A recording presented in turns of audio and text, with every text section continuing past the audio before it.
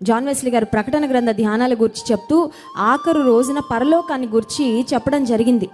పరలోకం గురించి చెప్తూ ఒక మాట చెప్పారు. అదేంటంటే, ఈ ప్రపంచంలో ఉన్న ఎంతమంది గొప్ప దైవ సేవకులకు దేవుడు ప్రకటన గ్రంథంలో ఉన్న పరలోకాన్ని గూర్చిన ఎన్ని విషయాలు బయలుపరిచినా, ప్రకటన గ్రంథంలో బైబిల్ మొత్తంలో ఒకవేళ పరలోకాన్ని గూర్చి, నిత్యత్వాన్ని గూర్చి వ్రాయబడిన ఎన్ని మాటలు మనం చదివినా మన మైండ్లో ఒక పిక్చర్, మన మైండ్లో ఒక ఇమాజినేషన్, పరలోకం ఇలా ఉంటుందేమో అని మనం ఎంత ఊహించుకున్నా, పరలోకానికి వెళ్ళిన తర్వాత యేసయ్యను, అక్కడున్న మహిమను చూస్తే మనందరం అవాక్కైపోవడం ఖచ్చితంగా జరుగుతుంది అని చెప్పారు. ఎందుకంటే పరలోక రాజ్యము, దేవుడు సిద్ధపరిచిన నిత్యమైన మహిమ, దేవుడు నిజంగా మనం కళ్ళారా చూస్తే అది మానవుడు హృదయంతో వర్ణించలేనిది. We can only understand a little bit of eternity.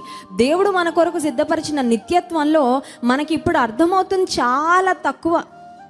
అందుకే బైబిల్ గ్రంథంలో రాయబడి ఉంది, దేవుడు మనకి ఇవ్వబోయే మహిమ ఎదుట ఈ లోకంలో మనం పొందుతున్న శ్రమలు ఎన్నదగినవి కావు.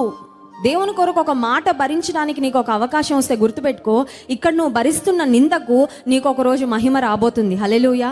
So you are actually exchanging your shame for God's glory. అంటే నీవు పొందుతున్న అవమానానికి ప్రతిగా దేవుడు రెట్టింపు ఘనతనిస్తానన్నాడు. అది ఎక్కడంటే ఈ భూమి మీద కూడా ఇస్తాడు, పరలోకంలో మరి నిశ్చయంగా ఇస్తాడు. కొన్నిసార్లు చూడండి, చిన్న కష్టం కూడా భరించలేం.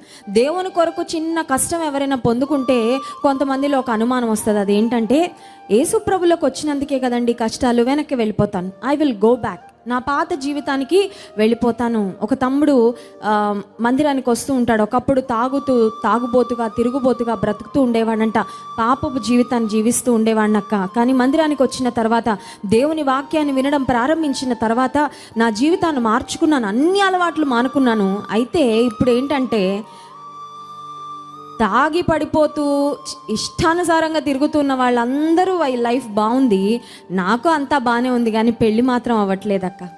నాకు ఇప్పుడు బాధ ఏమనిపిస్తుందంటే, లోకంలో తిరిగినంతసేపు బాగానే ఉన్నాను, లోకంలో తిరిగిన వాళ్ళందరికీ అయిపోయినాయి పెళ్ళిళ్ళు, కానీ నాకెందుకు ఆలస్యం అవుతుంది? నేను ఒకటే చెప్పాను తమ్ముడికి, నీకు చాలా శ్రేష్టమైన ఆశీర్వాదాన్ని దేవుడు సిద్ధపరుస్తున్నాడు. హల్లెలూయా.